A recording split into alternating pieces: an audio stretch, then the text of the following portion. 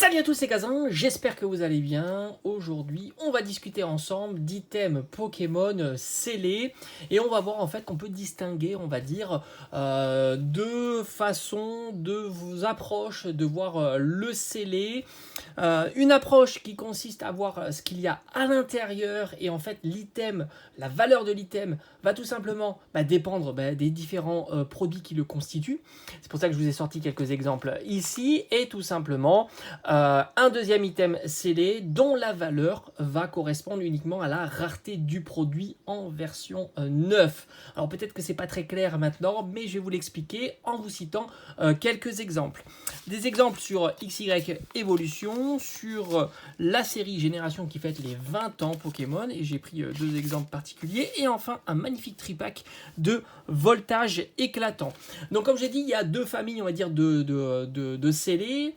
La valeur qui constitue ce qu'il y a à l'intérieur du scellage et la valeur qui constitue la rareté du produit sous blister. C'est deux choses qui sont assez différentes. On va regarder ici la série Génération. Alors ça c'est top. Il faut savoir qu'un booster sans blister de la série Génération, donc vraiment sans blister, il n'y avait pas de pack individuel, de booster scellé avec du blister. Il faut savoir que c'est des boosters qui valent 40 €. Il faut savoir que ce duo pack scellé, parfaitement scellé, coûte aux alentours de 80-90 €. Ça veut dire quoi? Ça veut dire que la valeur de ce duo pack est due essentiellement aux deux boosters qui le constituent et de la carte promo. Il n'y a pas de plus-value à l'avoir parfaitement scellé dans son emballage d'origine.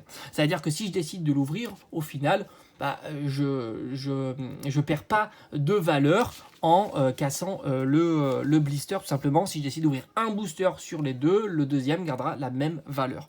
Donc ça, c'est l'exemple typique que le scellage n'apporte rien à l'item en soi. C'est exactement pareil pour les coffrets génération de cette série-là.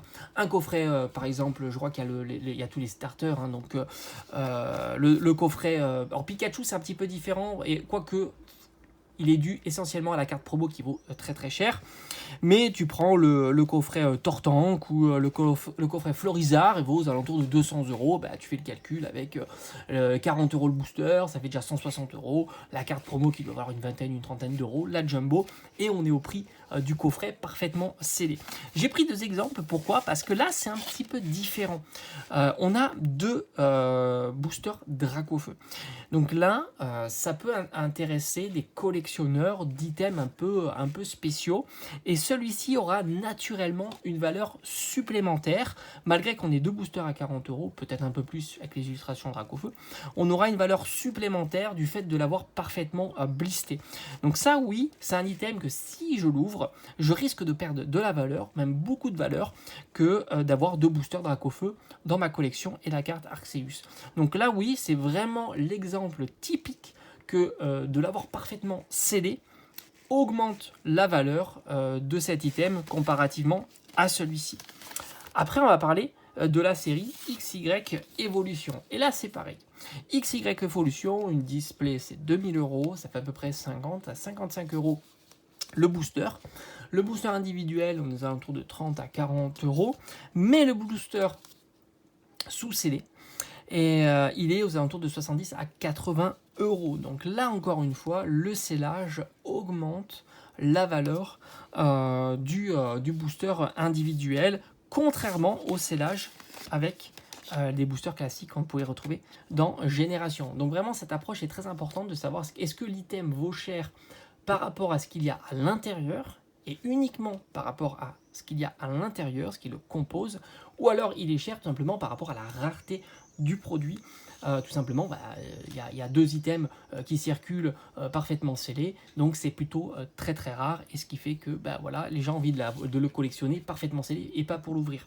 Et on va terminer cet exemple avec la série Voltage éclatante, et c'est vraiment un super exemple, que ce soit le tripack, et puis on finira par un exemple que je n'ai pas dans la collection. Donc ce tripack là a une spécificité. Il y a 3 boosters identiques. C'est pas facile de trouver un tripack avec 3 boosters identiques. J'avais réussi aussi avec Ténèbres Embrasées. Donc forcément, un booster de cette série-là coûte aux alentours du 10-15 euros. Peut-être un peu plus cher pour le Pikachu, et encore. Donc 10-15 euros le booster. Donc ici, on a à peu près 30 euros. Mais avec 3 illustrations identiques, et à savoir l'illustration phare de la série, le Pikachu, là aussi ça lui confère une valeur supplémentaire. On aurait eu 3 boosters aléatoires, on aurait un tripack à une trentaine d'euros. Maintenant on a 3 boosters identiques, ça va lui conférer une valeur supplémentaire. Donc là, cette fois-ci, le scellage va lui apporter de la valeur parce qu'on a ces 3 boosters identiques. Donc si je l'ouvre, je vais perdre de la valeur par rapport à 3 boosters que j'aurais pu acheter ou un tripack que j'aurais pu acheter à une trentaine d'euros. Donc ça, c'est un bon exemple. Et on terminera par la série voltage éclatante. Donc comme je l'ai dit, le booster coûte une dizaine d'euros. Une demi-display, j'avais vu ça à peu près à 200 euros. Enfin voilà, une display, c'est à peu près 400 euros de 36 boosters. Mais si vous regardez le TB est très recherché. Le TB est parfaitement scellé, il n'y a que 8 boosters et pourtant c'est un item qui vaut plus de 300 à 400 euros de ce que j'ai pu voir, tout simplement parce que les gens ont envie de le collectionner, c'est Pikachu, et il y en a très très peu certainement en scellé, du moins parfaitement scellé.